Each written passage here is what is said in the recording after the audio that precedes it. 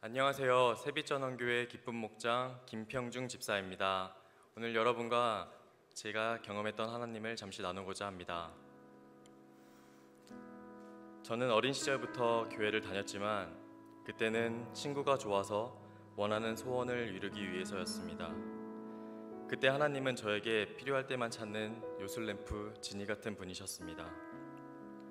시험을 앞두거나 중요한 결정을 할 때 필요할 때만 하나님을 찾았습니다. 그렇게 성인이 되었고 이른 나이에 결혼하고 자녀를 키우면서 바쁘다, 피곤하다는 핑계로 교회를 나가지 않게 되었습니다. 기도도 하지 않았습니다. 오직 세상에서 인정받기만을 갈망하며 좋은 직장, 조금 더 나은 사업, 높은 수입만 계속 추구하며 하나님에게서 점점 멀어져 갔습니다. 아니, 하나님이 안 계신 것 같았습니다. 그런 시간이 10년 가까이 흐르고 가정도 사업도 어느 정도 안정될 무렵 세상의 기준으로는 큰 문제가 없어 보이는 앞서가는 삶이었지만 저는 너무 버거웠습니다. 탐욕은 하늘을 찔렀고 교만하고 냉정하고 만족할 줄 모르며 이기심으로만 가득했습니다. 가족을 포함한 눈에 보이는 모든 사람을 경쟁자, 싸워 이겨야 하는 대상으로 경계하며 바라보았습니다. 그렇게 관계에는 틈이 생겼고 외롭고 연약한 나의 모습을 들키지 않으려고 숨기기에 급급하며 늘 괴로웠습니다. 불안과 초조함으로 하루하루를 보내었습니다. 숨쉬기조차 힘들었습니다. 저는 느꼈습니다. 내 영혼이 메말라가고 있구나라는 것을요. 그러다가 벼랑 끝에서 숨을 다시 쉬고 싶어 발걸음한 곳이 교회였습니다. 너무나 오래 떠나 있었고 잊고 있었기에 하나님께서 날 다시 받아주실까? 죄로 얼룩진 제가 하나님께 사랑을 구하고 받을 자격이 있을까? 하는 우려와 어색함으로 교회를 왔다 갔다 했습니다. 그러던 중 작년 초 갑작스럽게 찾아온 위암 선고는 제게 너무나 큰 충격이었습니다. 아직 40도 되지 않은 내가 암이라니.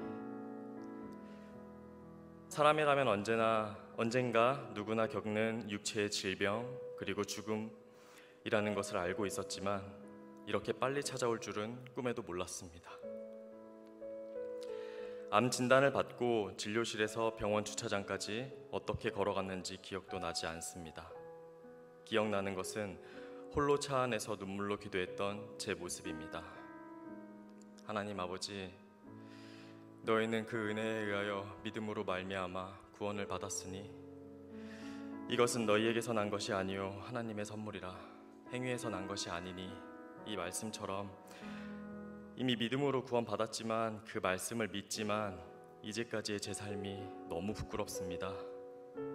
믿는 자답게 살지 못하고 제 마음대로 살았던 지난날이 너무 후회됩니다. 하나님, 제게 조금만 더 시간을 주세요. 그 주신 시간 온전히 주님 뜻에 따라 살다 가겠습니다. 더 이상 나 중심의 삶이 아닌 이제 주님만 내 안에 살아계심을 느끼며 순종하며 살겠습니다. 삶으로 믿음을 증거하고 실천하겠습니다. 그런데 그럼에도 지금 당장 오라 하시면 그것이 주님 뜻이라면 남은 가족과 저를 위해 기도해 주신 모든 분들을 꼭 위로해 주세요. 믿음으로 붙잡아 주세요. 그들의 삶의 끝자락에서 저와 같은 후회 남지 않도록 주님께서 책임져 주세요 라며 한참 동안 울며 기도했습니다.